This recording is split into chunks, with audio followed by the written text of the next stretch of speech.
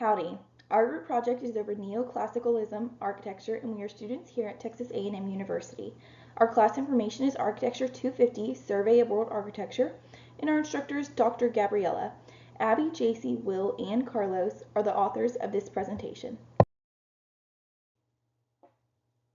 Neoclassicalism originated with the late Baroque style. The late Baroque was more whimsical, so this sparked a counter-reaction for more classical things such as this.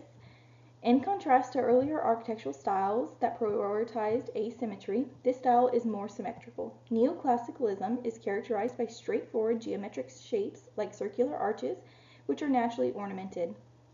Columns with more dramatic designs like the Corinthian order are typically preferred, and these columns normally do extend to the height of the building. In this kind of style, the pediments are very essential components. They are triangular in shape and had ornamentation that made historic sites. Many of the roofs were dome-shaped, but you were normally not able to see them from the outside, only from within. The pictures above me and to my left are pictures of the Carl Friedrich Schnieckel in Nordwahau, Berlin. This is a type of neoclassical building. As you can see, there are beautiful pediments and very long columns. A lot of focus was put on detailed measurements and simple geometry in neoclassicism.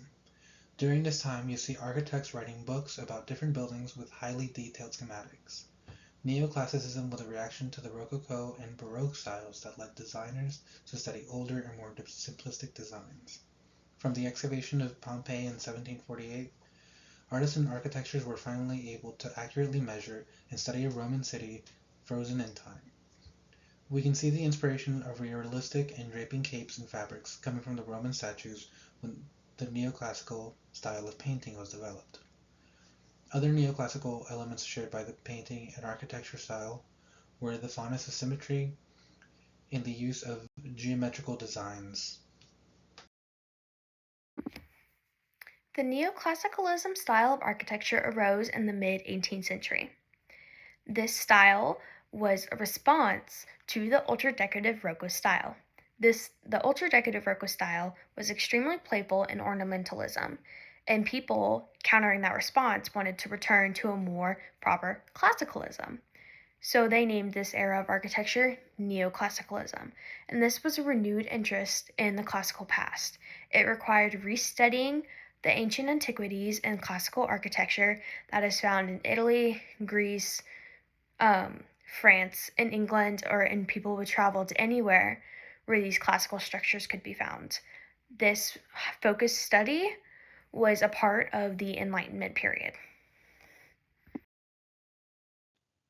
This era of architecture ultimately ended because of the Industrial Revolution, which brought better steel production and how to build with it. This got the attention of the architects who wanted to design buildings with steel frames, allowing for new types of structures.